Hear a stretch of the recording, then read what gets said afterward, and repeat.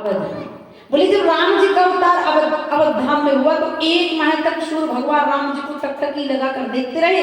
एक माह तक अयोध्या में रात्रि नहीं हुई। मास दिवस कर दिवस भाव मरम न जानत कोई, और रथ समेत रवि था क्यों निशा कवन विधि तब कोई मरम नहीं है। और अगर मरम पर प्रकाश डाले तो राम जी का मरम तो लक्ष्मण जी नहीं जाने। बोले जब राम जी ने अपनी पत्नी से कहा, हे जानकी मुझे एक साधारण पुरुष की लीला करना है, तो जाओ वहां रहना। सीता जी ने कहा, बताइए प्रभु कहाँ चले जाएं? बोले सुनहु प्रिया व्रत रुचिर सुशीला, मैं कछु करब ललित नर। एक साधारण कामी पुरुष की मुझे लीला करनी है, तो उस लीला में तुम साथ नहीं रह सकती, तो वहां रहना। बोली कहाँ? बोले तुम पावक मह करहु निवासा, और जब लगी करहु निशाचर। माता जानकी गई और जाकर के भगवान की जठराग्नि में समा गई। लेकिन इस मरम को लक्ष्मण जी भी नहीं जान पाए कि सीता जी असली हैं कि निज प्रतिबिंब राग तन सीता, तैसे रूप सुशील विनीता। और बोले लक्ष्मण हो यही मरम न जाना, जो कछु चरित रचा भगवान। और अगर मरम की बात करें तो राम जी का मरम तो श्री हनुमान जी महाराज नहीं जान पाए।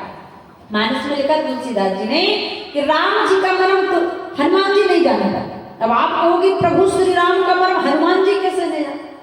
बोले जब भगवान श्री राम समुद्र से पार गए, भगवान श्री राम समुद्र से पार गए, भगवान लंका जब पहुंचते हैं तो भगवान ने देखा कि आकाश मंडल में, आकाश की तलहटी में एक सभा लगी। जिस सभा में मंदोदरी के कर्णफूल बिजली के समान चमक रहे, रावण का छत्र मुकुट चमक रहा। उसी समय भगवान श्री राम ने रावण की सभा को नष्ट करने के लिए शब्दभेदी बाण चलाया। और सज्जनों, संसार में केवल 4 लोग शब्दभेदी बाण चलाना जानते थे।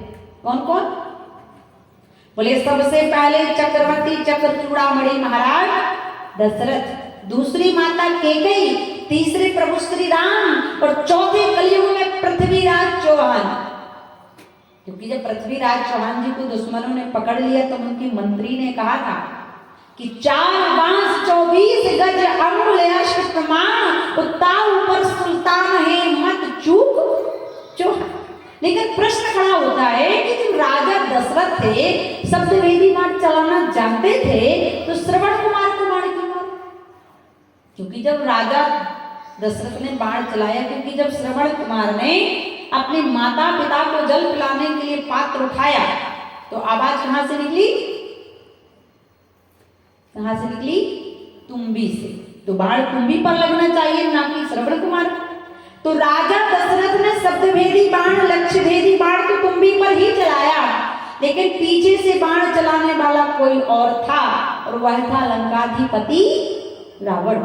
क्योंकि रावण कोई साधारण पुरुष नहीं था। रावण 4 वेद 6 शास्त्र 18 पुराण 14 विद्याएं जानता।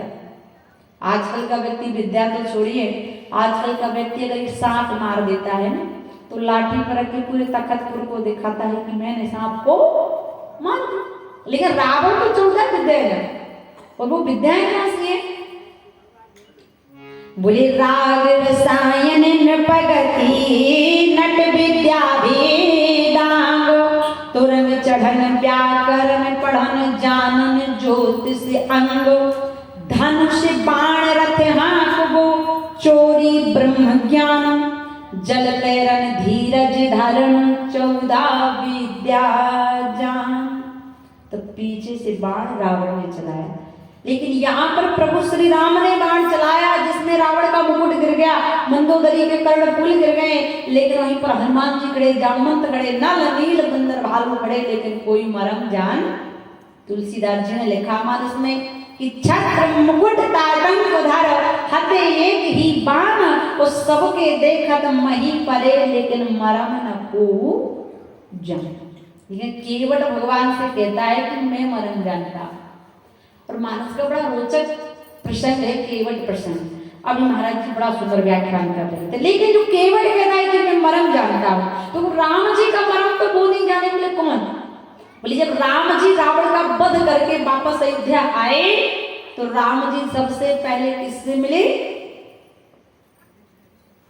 प्रथम ता सुग्रह गजऊ भवानी, और प्रभु जानई कैकेयी भगवान माता केकई से मिले। और भगवान जब केकई माता को प्रणाम करते हैं तो केकई ने देखा राम जी आ गए, बोले राम तुम आ तो गए, तुम्हें मेरा एक काम और करना पड़ेगा।